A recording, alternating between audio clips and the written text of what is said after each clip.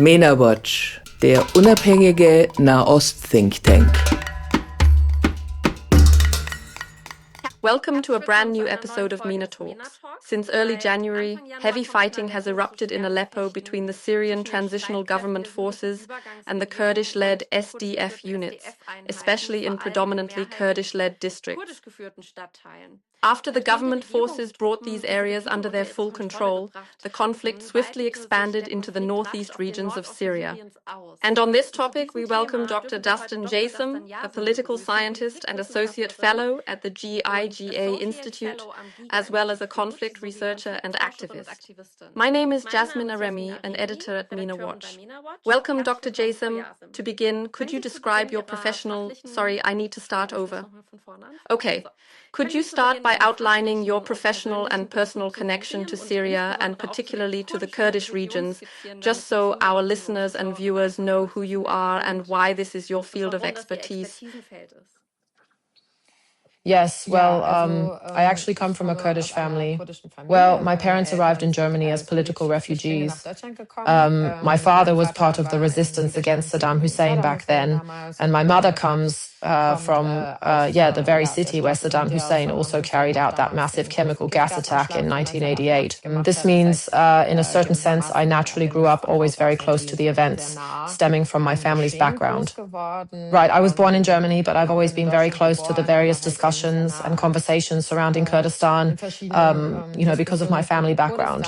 And simultaneously, from a young age, I've also spent a significant amount of time in Kurdistan. And precisely that's how my interest gradually developed over time, leading me to pursue studies in that field and ultimately make it my chosen profession. This was especially shaped, of course, I started my studies back in 2013. And in 2014, that's when things really kicked off with ISIS, which, of course, recruited quite heavily in Europe and also carried out a number of attacks in Europe. And so it very quickly became a situation where indeed, this transnational space, which one had inhabited as a Kurdish individual, all of a sudden morphed into a transnational war zone.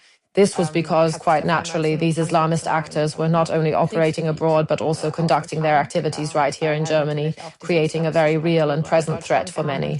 At the same time, the criminalization of the Kurdish freedom movement, Germany's particular approach to the Kurdish issue, and the distinct nature of German-Turkish relations all contributed to a swift realization, especially due to internal migrant racism in Germany, that the very problems their parents had wanted to leave behind in their homeland would, unfortunately, pursue them into their new one. That my parents experienced back in their homeland, which they had hoped to leave behind, were of course now trailing me in this new home.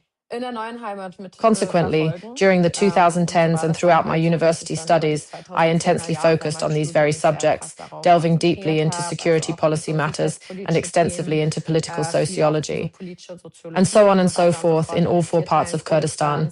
I've spent a significant amount of time there, working at various universities, especially the American University in Sulaymaniyah. And I then applied that to my doctoral thesis, where I conducted a detailed comparative analysis of Kurdish political culture across the four distinct divisions of Kurdistan.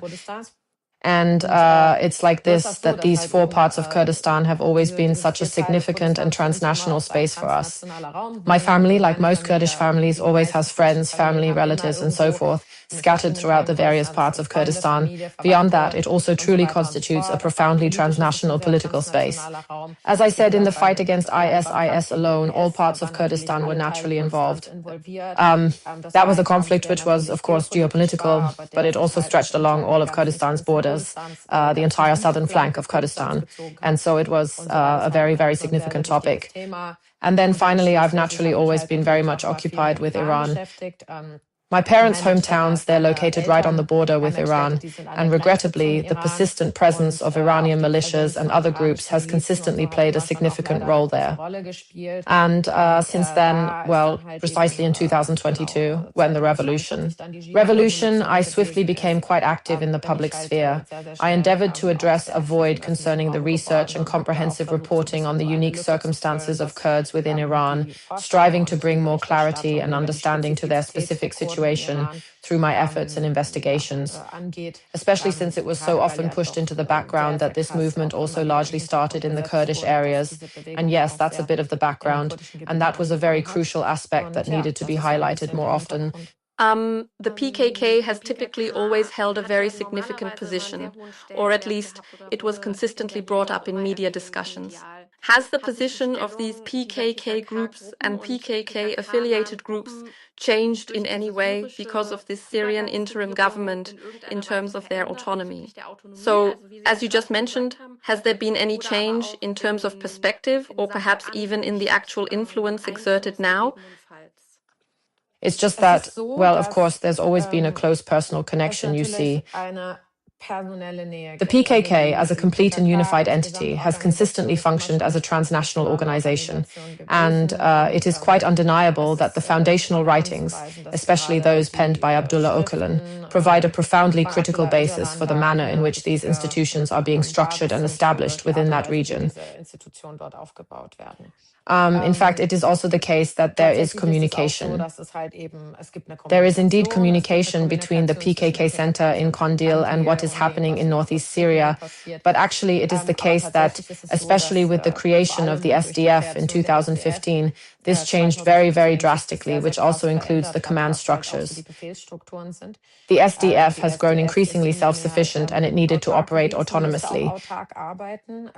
From a purely military strategic standpoint, one must recognize that the SDF and YPG largely operate in incredibly flat terrain, such as Rojava. At that time, it was primarily characterized by brutal trench warfare.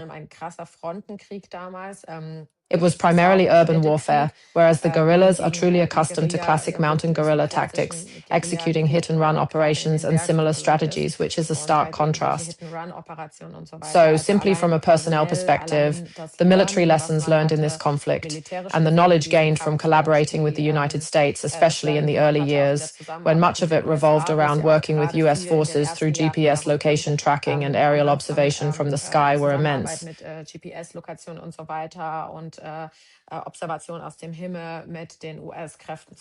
So, from a military strategy standpoint alone, a lot has changed. I can also say from my own experience, the first few months were intense. The losses within the YPG were absolutely unbelievable, because it was simply not a group that was structured or equipped to adequately defend such a vast and extensive territory. Without proper tanks or anything similar to defend such a wide area. And it was only with the air support that things changed. That made a big difference in terms of personnel. However, it was also the case that because the SDF was initiated by the Americans as a unified group, its specific purpose was to bring in more extensively the Arab population groups, but also the Aramaic, Assyrian, and so on communities. And the idea, of course, is that it's a multinational force and so on and so forth, and you naturally expand your operations into those other regions as well. And it had always, to some extent, been the reality that the approach taken by those elements closely associated with the PKK, whether they were cadres or simply individuals, was, shall we say, military personnel or civilian personnel, that the way they dealt with things was actually very different and very cautious depending on the group they were interacting with. So you had individuals who, for instance, primarily worked with the Christian communities. There were individuals who focused their efforts more in the southern regions, forging connections with the Arab tribes and such, simply because it was undeniably clear. And this is something that is constantly being claimed here, that yes, the Kurds came and wanted to teach the Arabs feminism, and they didn't want it. No, that's not how it was. The sheer number of exceptions made for the areas liberated from IS was quite significant. Were really drastic. Actually, there is also a general conscription, for example, in the autonomous administration of northeast Syria. It was, for example, lifted for the city and the region of Manbij, which at that time was one of the first cities liberated from IS that was suspended, for example, and for other Arab areas as well. From a military standpoint, they were self-sufficiently organized. For instance, the Manbij Military Council played the predominant role in the battle against IS within Manbij and its surrounding regions. But also later in Raqqa and Deir ez-Zor, separate Arab forces were established. And they definitely got a lot of exceptions because it became clear to them very quickly that just jumping in and somehow saying, okay, now we're doing this, and now we're doing feminism, and now we're doing, I don't know, some kind of leftist strategy that just didn't work out. And a classic, so to speak, PKK approach, which they had, especially at the beginning, in the sense of, so to speak, recruiting armed revolutionaries, that classic cadre principle, so to speak, that has always defined the PKK. That was, of course, implemented in a completely different way for the Arab populations. The thing is, so to speak, what the idea of this PKK paradigm has always been is basically, okay, we have different nations, we have different groups, we have different religions. Each individual somewhat pursues their own path, and they are permitted to do so within their very own autonomous framework. But ultimately, we coordinate together, fostering a sense of shared community. And that's essentially the core idea behind the democratic nation, largely championed by Abdullah Öcalan. And now, this extensive preamble serves to illustrate that the various endeavors to manage this entire situation have unfortunately and resoundingly failed, primarily due to the fact that one crucial matter for various reasons remained unaddressed: the fundamental anti-Kurdish racism prevalent within the Arab population. Because one must not forget, it's truly an irony of history that the majority of Arabs residing in these border regions, adjacent to the Kurdish territories, were actually settled there by the regime beginning in the 1960s as part of their Arabization campaign. At that time, the Baathists sought to establish an Arab belt through which they displaced Kurds, frequently killing them off in massive numbers, and then settled Arabs in their place. In conjunction with this Arabization strategy, a vast amount of literature and various materials were disseminated through Arab and Ba'athist propaganda channels, which outright denied the very existence of Kurds, questioning their right to be there at all, and asserting they had no place in the region. It was completely called into question whether they were even part of Syria. It was claimed they're just some Turkish nomads with no right to be here, and so on and so forth. This is backed by decades upon decades of theoretical work. The core idea was, okay, we'll unite and fight IS together, and rather than putting the cart before the horse and trying to tackle this situation from the wrong end, we'll do it through a process of learning by doing, meaning we unite to fight for a common cause, and that will ultimately bring us closer. Let's just say it's also a very quick idea, in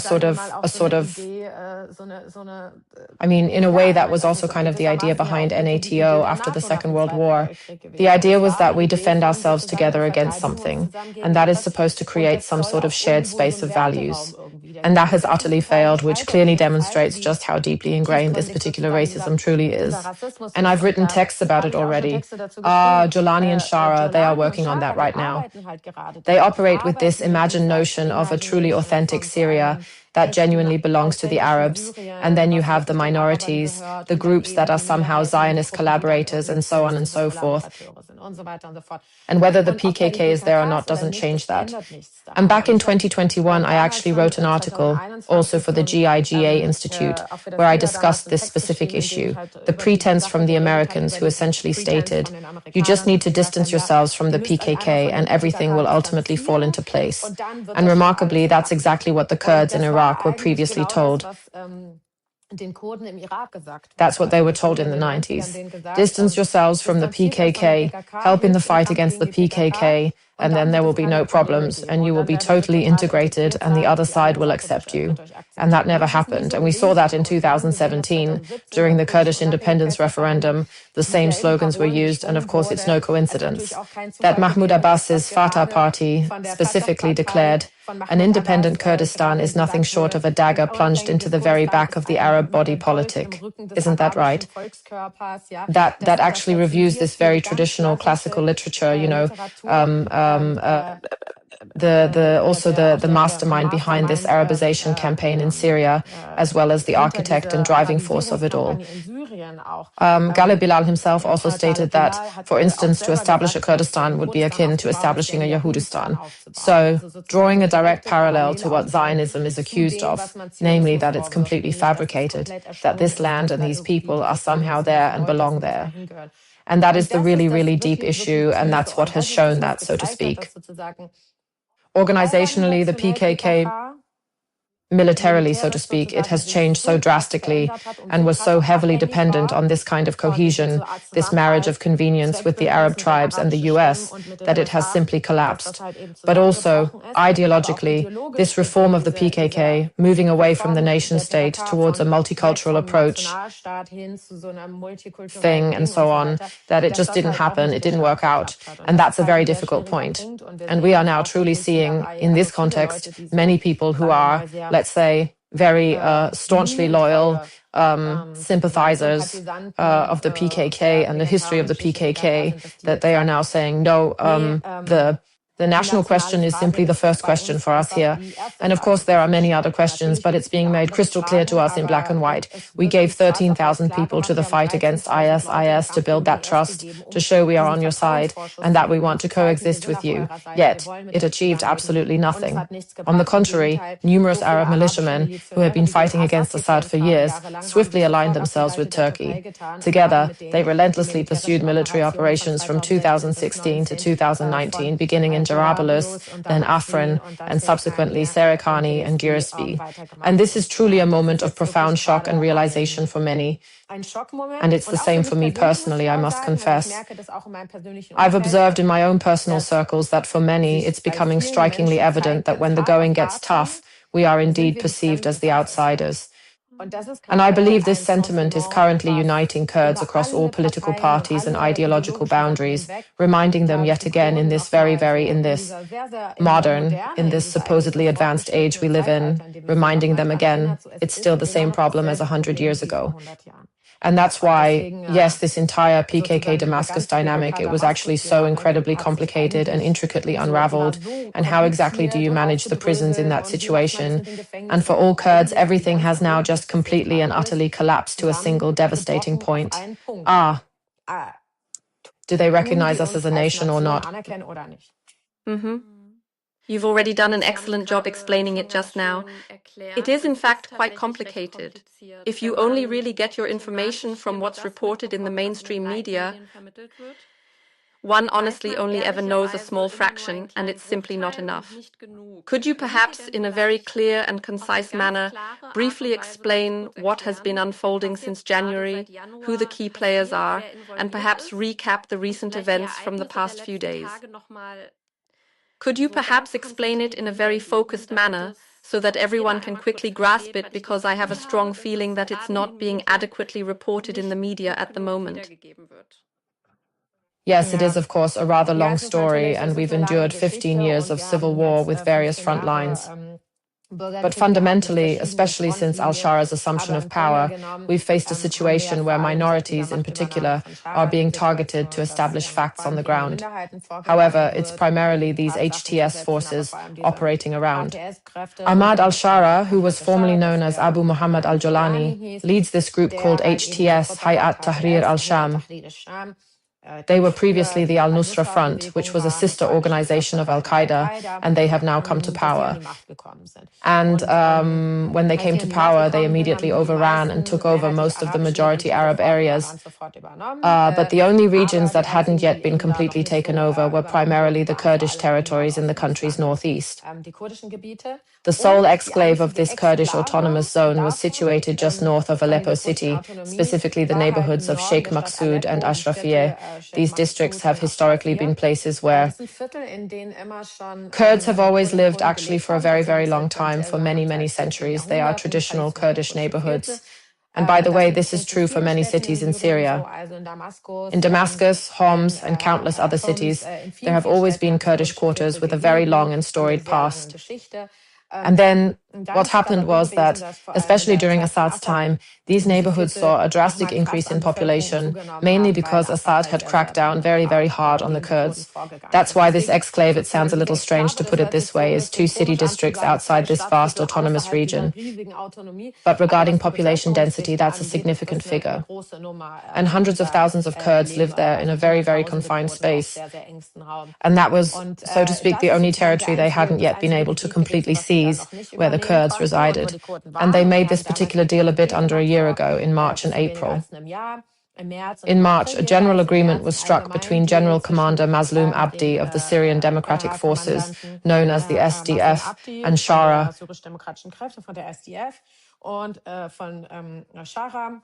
from the HTS, or rather now the Syrian Transitional Government, that they say, okay, we'll make a deal, so to speak, where the Kurds receive recognition and so on and so forth, and that there will be a integration of these forces, yet in a somehow autonomous and independent way. So everything was still kept a bit loose and flexible. It was a relatively broad general plan. And then in April, a separate plan was created for this specific district, and they announced, all right, we're going to proceed with this, and then the SDF, the military forces, will effectively pull back from this northern part of Aleppo. The Asayish, which is the military police, will remain there essentially for the general safety and security of the populace. And yes, that was the deal. And essentially, as the year was drawing to a close, and especially as Shara was increasingly establishing facts on the ground in terms of foreign policy, I mean, we remember that he created facts on the ground in foreign policy. He was present in all sorts of countries. He officially met with Donald Trump, attended the UN General Assembly, and was involved in various other diplomatic engagements. And of course, these actors, these Islamist militias, and unfortunately, it must also be said, the general public really got a taste for blood and declared, look, there's no deal yet, but we're actively creating facts on the ground. We have Trump on our side. We have Trump Barack on our side, who is a very significant figure. He's the one who, US ambassador to Turkey, who is also the special envoy for Syria. Now we're creating facts. And then really, from around November, December, we witnessed an increase in news reports. On one hand, a lot of fabricated news was disseminated about alleged assassination plots targeting Mazloum Kobani, Mazloum Abdi. On the other hand, there were reports of supposed visits to Damascus, where the Kurds were reportedly agreeing to certain terms and conditions. So they tried to bring some uncertainty into the discourse, and increasingly, like many terrible things in this world, it kind of became a meme, so to speak, where they said, okay, the clock is ticking, the clock is ticking. Soon you'll be gone, that's real pogrom-like encouragement. And then in January of this year, this very month, the situation escalated quite severely and acutely from around the 8th, 9th of January. That roughly around the 8th or 9th of January, things truly escalated, that these forces really began to make their move. The HTS forces, those Syrian transitional forces, went into those neighborhoods, literally shooting directly at people.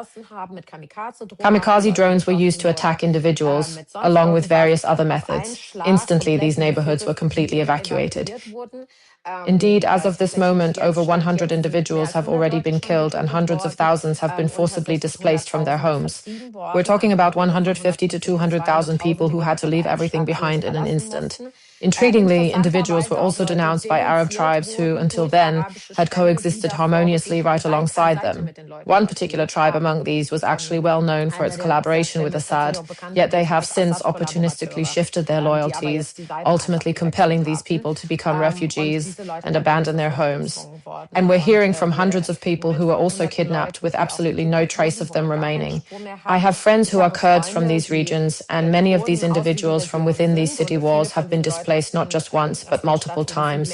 These are individuals who were initially in Afrin, then moved to Shaba, followed by Tal Rifat, and subsequently relocated from there. They're currently unable to locate their relatives and are also living in Syria. To show up at protests or publicly engage in actions because these people are being spied on and they fear that if their relatives have been kidnapped, they'll be executed and so forth. So it's truly a terrible situation, and that's essentially what has led to all of this happening. Ultimately, those areas had to be abandoned because further military action there simply wasn't possible anymore.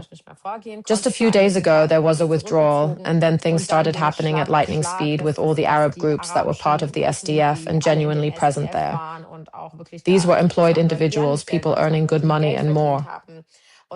Yet every single one of them deserted, switching sides, shouting and cheering, especially in Raqqa, as they overthrew the system. Since then, we have witnessed the most horrifying footage, particularly involving female fighters, both in Aleppo's districts and in Raqqa. thrown from buildings. I've witnessed videos firsthand, things I sincerely hope no one else ever has to endure, beheadings of women, abuse, and all sorts of other horrifying atrocities. We are witnessing civilians being systematically herded into lines, subjected to vile insults, being branded as pigs and infidels. Really, it stands in no way inferior to what ISIS did, with the sole distinction that the entire global community is united and finds this acceptable. And yesterday, screenshots were circulating, even of messages Macron sent to Trump, where he says, "That's great what you did in Syria. I'm totally agreeing with you. We're totally online." And that's the situation for the Kurds right now, is that all these things are happening and nobody cares. And now the borders have been pushed back much, much farther than before. The Kurds have about, I would say, 60% of the territories that they bitterly, bitterly liberated from ISIS with a lot of blood they have lost. The ISIS prisons are now all in the hands of HTS. And we also have many videos, recordings of ISIS members who have been freed, who were let out. And overall, we now have a situation where Kurdish autonomy has been extremely reduced, and many of these areas that were won against ISIS have been lost. But at the same time, there's a massive mobilization from all parts of Kurdistan, with people now crossing borders from Turkey, from Iraqi-occupied areas, and so on. They're going to defend Kurdistan, truly for a unified Kurdistan, and that's something incredibly intense right now. We also heard that, Mazloum Abdi, so there have been several attempts to make a deal now. There was an attempt to broker a deal together with the president of the Kurdish Democratic Party of Kurdistan in Iraq, and with Tom Brarek for a weapons deal 2 days ago. And essentially, Mazloum Kobani, Mazloum Abdi saw this deal, saw that these fights would continue, and he basically went back from Damascus and said, "I will stand with my people and I will not betray them." And it's pretty intense, because these people, Mazloum Abdi and all these other high-ranking generals, male and female, are usually, I wouldn't say jaded, but rather extremely professional individuals. These are people who have been in combat for decades. And what you're really hearing these days, it's truly a sentiment of, this is a fight for life and death, and we are completely alone. And that is definitely a sentiment that is very different from the ISIS years, because during the ISIS years, you knew, precisely because of the international terror attacks by ISIS, that an international response would indeed come. However, the situation now is quite similar to that of the Taliban in Afghanistan. It's one of those situations where the global community tends to think, that's your problem over there. They aren't bothering us, so you all have to deal with it yourselves. And that's precisely what's genuinely forcing people into such a life and death predicament. The Syrian army is also currently speaking about evacuations of several SDF fighters and about arrests that have been made. However, the Kurdish side, the Kurdish authorities, are disputing these statements. Now, it's quite clear that the global community is simply accepting the Syrian army's statements at face value without any independent verification or critical assessment. We've seen similar things happen in the Gaza Strip at times. Just how credible really is the current reporting from the Kurdish perspective of these claims? Just how credible are they, the Syrian army's side? Is it even possible to talk about any truly reliable figures at this moment? Or is the situation simply too contradictory given how much is unfolding? Could you offer us some insight? Regarding numbers, no one's there with a clicker counting refugees or escaped ISIS members, right? But what is clear is, I'd say in such situations, you just got to see who stands to lose and who is actually losing. And when the Kurds, from one day to the next, evacuate urban areas they have inhabited for hundreds of years,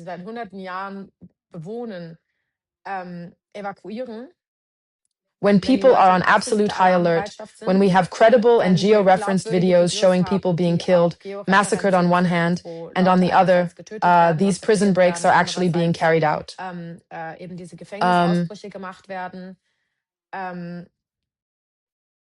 Then there's absolutely no reason for the Kurdish side to lie, because it is unequivocally clear to everyone that they are currently in the more vulnerable position. And the people, and that's precisely what happened with the 7th of October as well. That is, well, that's also the kind of mental contortion that is needed here. The people who do these things, they record it with their own cameras. They record it all in real time, openly stating exactly what they are doing, yet they still manage to stand there and boldly declare, well, who truly knows the real truth? And in response to that, one must acknowledge the great populists and right-wing figures across the globe have truly learned a great deal from one another, recently displaying a shocking level of mutual influence. And so it is for the Kurdish side. If the situation weren't serious, Kurds from all parts of Kurdistan wouldn't be mobilizing to go there right now. If it weren't a life or death struggle, then the Supreme Commander-in-Chief, the one who survived so many assassination attempts, wouldn't be saying, folks, I'm just not doing this. I'm going home, I'm going to fight. The press spokesperson wouldn't utter phrases like, it's better to fight standing up than to be free on your knees, and other similar sentiments.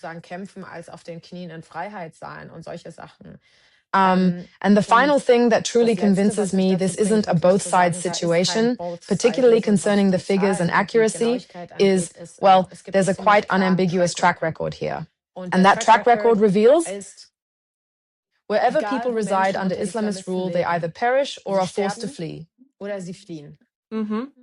Which is another societal issue, because I don't understand why people flee from Islamists, come to Europe, and then support Islamist systems in Europe, but that's a different topic.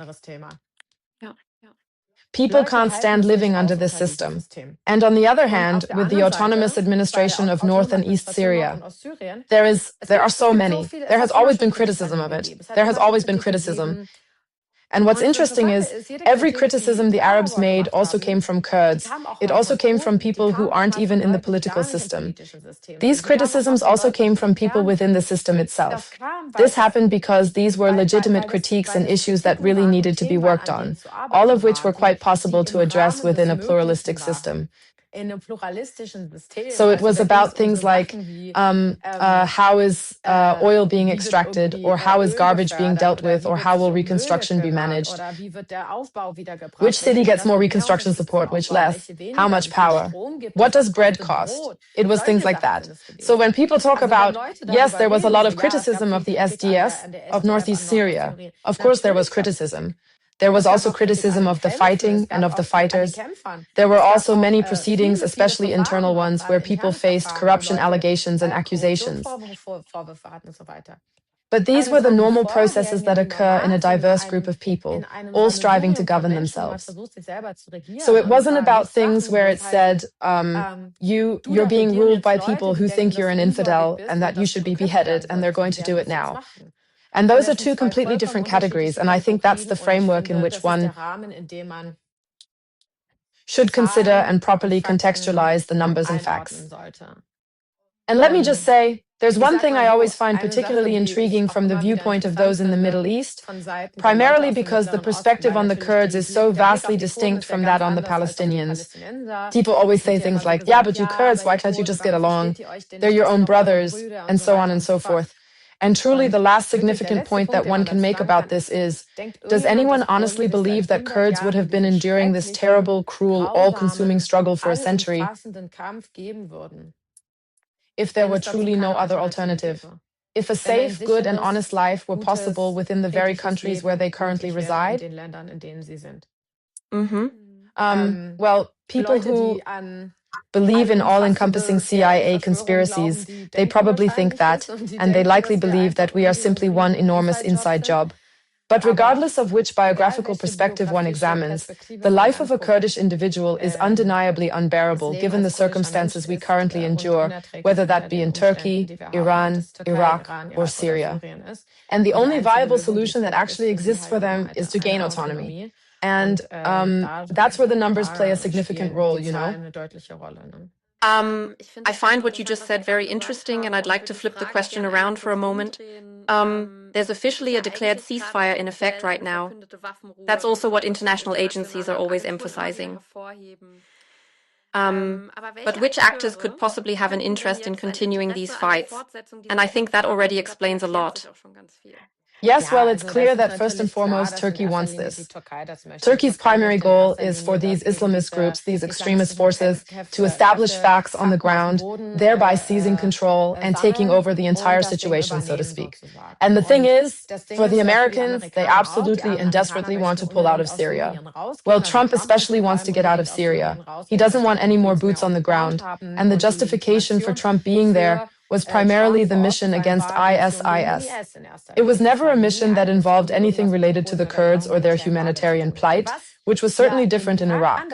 So while the Americans in Iraq tried hard to sidestep the Kurdistan issue, the protection of civilians stemming from the UN resolution was nonetheless a key part of that mission at the time.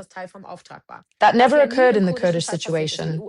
The UN has not issued a solitary resolution concerning Syria that properly acknowledged the Kurds as an oppressed group or the genocides, nor have they ever had a place at the table, especially with regard to the Geneva processes and so forth. Well, Turkey certainly has an interest in these facts being established. The USA has an interest in these facts being created, especially that the ISIS prisons fall into the hands of others, and he can say, okay, we can pull back now, put a lid on it, and now we'll focus on other things. So Syria currently is for everyone, and for the EU too, as always. They primarily just don't want refugees, and Turkey is the one taking care of that, making sure the refugees don't get through. For everyone, the most important thing right now is to put a lid on Syria, so to speak, keep it quiet. This is the end of it, and we'll focus on other things. Especially Greenland, Russia, and China, these are, so to speak, the major players. And it's between these influential nations, these big players, that the real action unfolds. Major geopolitical. Movements halt, the Kurds are left standing alone, and the fact that their cause and their specific case are being instrumentalized, being turned into a mere means to an end, is thus presented as a concrete and undeniable reality. So it's being portrayed in a sense as, yeah, okay, but now the Kurds can simply integrate. And that's what's so wild, and it's precisely what you observe in the media. The very people being quoted are from leading think tanks, specifically put there to disseminate this particular viewpoint. We're also currently seeing many individuals being quoted from prominent think tanks, especially those who are German-speaking, but also people from English-speaking as well as French-speaking backgrounds. It's interesting that these people are in think tanks, which have for years now been solely investing in constructing such an ethno-pluralist image, that things in the Middle East are basically fine. We just need to get out, and then they'll be fine. They get along well with each other. And with that, a kind of left-wing third world romanticism, a phenomenon we're quite familiar with from the 1960s. For instance, Michel Foucault prioritized the mullahs' struggle against the empire over the liberation of women, and the narrative continues in that vein. This idea has been embraced with total postmodern absurdity, becoming, so to speak, the prevailing approach, especially within think tanks. It essentially asserts that things simply are the way they are, and people ought to just accept that reality and cope with it. And the West just makes everything worse. In quotation marks. It's truly about, or rather fundamentally, the alignment with regional hegemonies and the perception of them as an unfortunate but necessary evil. This kind of geopolitical fatalism is actually the current trend, presented as a stark contrast to those 90s. And the conservatism of neocon think tanks from the 2000s. Back then, they still aimed to find and develop local individuals who would collaborate with them. That's exactly the current convergence of these various aspects at play right now. Currently, it appears that the Kurdish self-administration in northeastern Syria is seriously endangered or has completely failed, which is quite unfortunate. Is it currently possible to definitively say how things will proceed from here? Or should we rather anticipate facing vehement resistance from the Kurdish groups themselves? There is vehement resistance because for the people, it's clear there will be no life under these people, under these fighters. For them, it's a fact that the project has indeed failed. The project, having met with failure, is the struggle to earn recognition through expressions of sympathy. What has not failed is, in fact, the right of the stronger one. And the Kurds have now definitively realized that. Consequently, the primary motto right now is to establish facts, mobilize extensively, and fortify borders. And that is exactly what they are trying to achieve right now. Their primary objective is to bring about stability, secure their borders, and ensure peace, particularly from Kobani and extending westward all the way down to Hasaka. This is their current strategic approach, and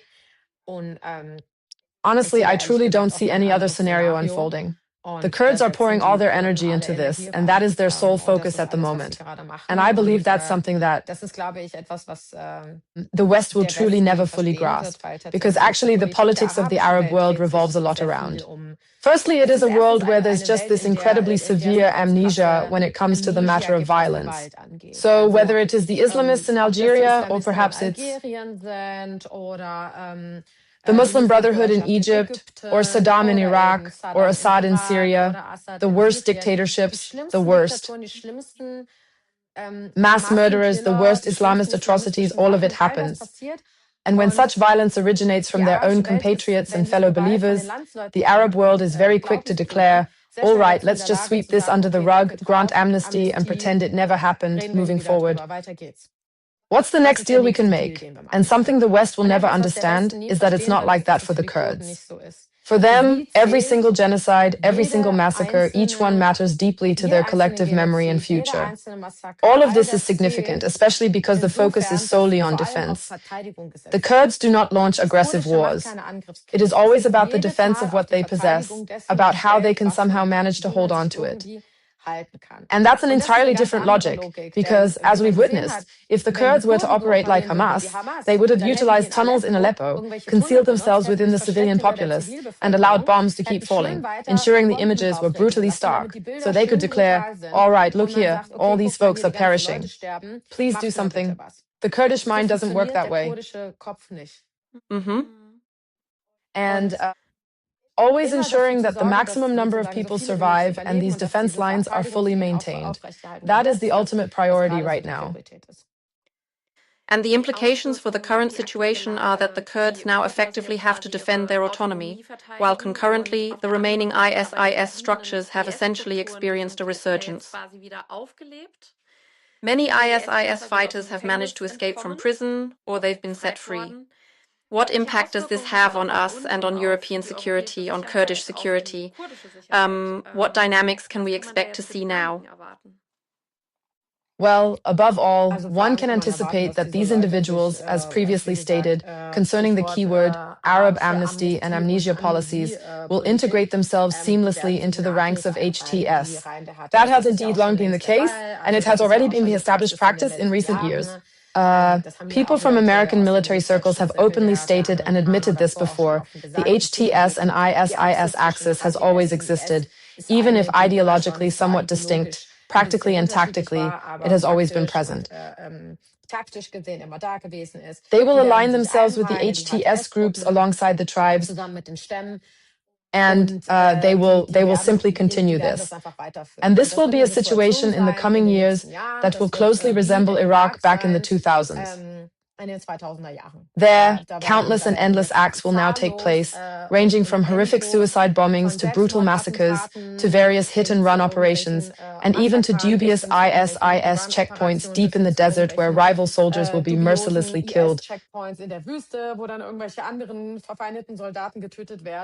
The exact same thing will happen again. It will be exactly the same.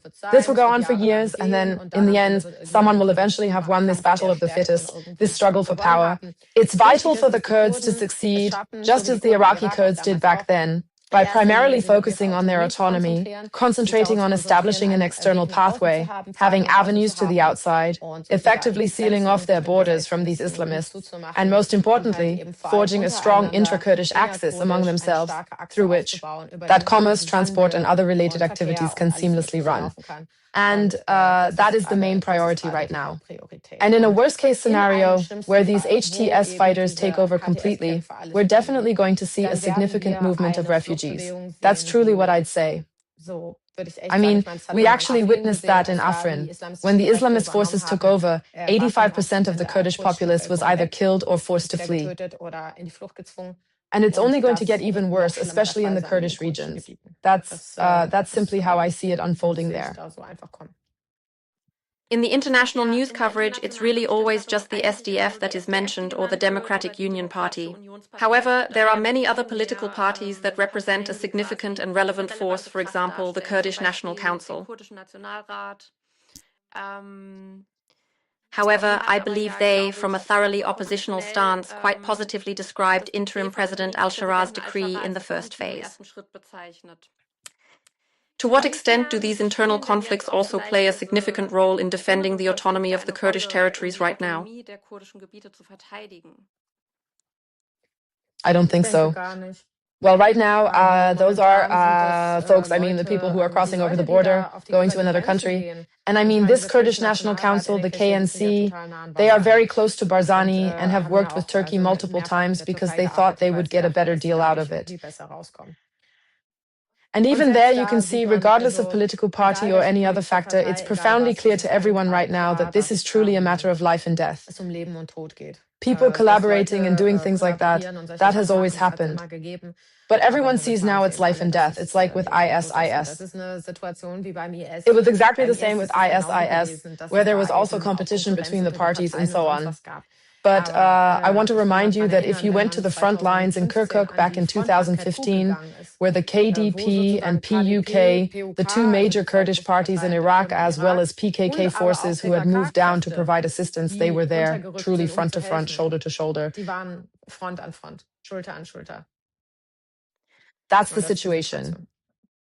Here in the media, it's frequently portrayed as though this were some kind of symmetrical conflict, where one side is, in a sense, practically complaining about the other side, one could almost say, really. It always sounds rather trivializing.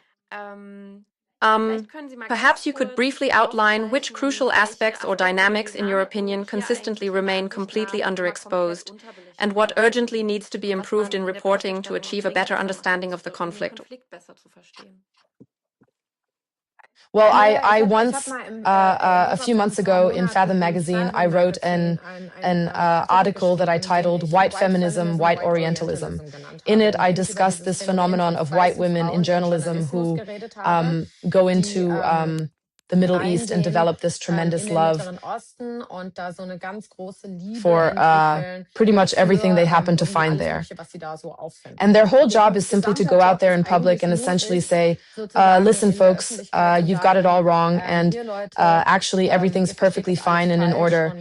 And in that respect, it's quite simply the case that these individuals have really stumbled upon a significant market opportunity. And that market niche is the public is overwhelmed by the issues that exist. It's overwhelmed by the conflicts, overwhelmed by everything going on in the world. Simultaneously, there's no longer this aspiration to act as a global police force. Instead, the prevailing trend is to disengage from everything and simply say, you deal with it. And the ultimate achievement is to frame this geopolitical fatalism, a sentiment now shared by both the left and the right, within a pacifist framework. We observe this in Ukraine as well. People just casually remark, oh yes, the Ukrainians should simply concede, they should just hand over Luhansk and Donetsk, and then everything will settle down and they'll achieve peace. Correct? As if it were that simple, the Ukrainians wouldn't have already thought of it. Except that's just not how it works with invading powers and so on and so forth. And that's the market. And in journalism, it's really, sure, I could now talk about prejudices against Kurds Kurds and so on and so forth, but it's really a bit deeper than that. We are truly in a real apocalyptic mood right now, and people are just completely overwhelmed. And as a journalist, you're fighting against such intense competitive and market pressure, and you simply have to sell things that feel good. And if you're peddling narratives that allow a grandson of Nazis, to feel good about himself, saying, oh, we're not getting involved there in that situation, we'll just leave those people to the Islamists, because they're essentially the ones who have always held power there, and people should simply be allowed to do what they want. That's a thinking point and a talking point that can be leveraged effectively from both the left and the right sides of the political spectrum. And if you do that as a journalist, you've checked all the boxes, and you can send off your article, your 1,000 words, and call it a day. You can go home, your text is fine and ready to print. And that's how it's working for most of them right now. You don't even get to the point of discussing it more deeply. Yeah, but journalistically it's all fine, and nobody. This is truly such a very, very, very dystopian scene, a situation where things just simply run their course. And that, unfortunately, is precisely the manner in which this kind of reporting is consistently generated and presented to the public. I mean, if I look at things like this article here from Der Spiegel and so on and so forth. Also, I mean, that's just astounding, really, to sit there and confidently declare, yes, all right, both sides are exactly alike. Naturally, there is no symmetry of power. Of course, it's not symmetrical, and certainly they don't have the same weapons. Of course, geographically, it's not the same situation. The Kurds are a completely landlocked region, entirely boycotted by Turkey, with only one border crossing to the outside world, whereas HTS controls the entire coastline, possesses everything, receives ample support, and so on and so forth. That's not really a question, but that's not even what this is about. The real point is, especially during this period when we are witnessing the complete collapse of the entire European security architecture, to offer appetizing literature to readers who will continue to be consumers right up to the very last day before World War III. Palatable literature implies that it's merely two groups having a small scuffle, yet everything is ultimately fine, and you don't need to consider how you might have spent 30 years fighting the war on terror, paying with both money and human lives, only to allow the very people you fought against to regain power in the end. Are there any sources or contacts you can recommend that might be important for networking, for offering help, for providing support, in order to portray a more nuanced picture of the humanitarian situation of Kurds, as well as other minorities like the Yazidis, for example? Yes, I can particularly recommend three groups at this very moment. I highly recommend the Kurdish Red Crescent, which is active across all parts of Kurdistan and is primarily involved in humanitarian work. I would definitely recommend supporting them, supporting their efforts. I can recommend the human rights organization Hengal. We mustn't forget, today it was about Syria, but Kurds in Iran are still being massively attacked and are under a total internet lockdown. And there I can also really only recommend following them and also supporting them with donations. And ultimately, all these conflicts mean flight. And flight means that you have to help people. And there I can truly only recommend organizations like Penagod in Germany or Asyl in Not in Austria, which really do handle refugee counseling and are there for these people and absolutely need support and assistance.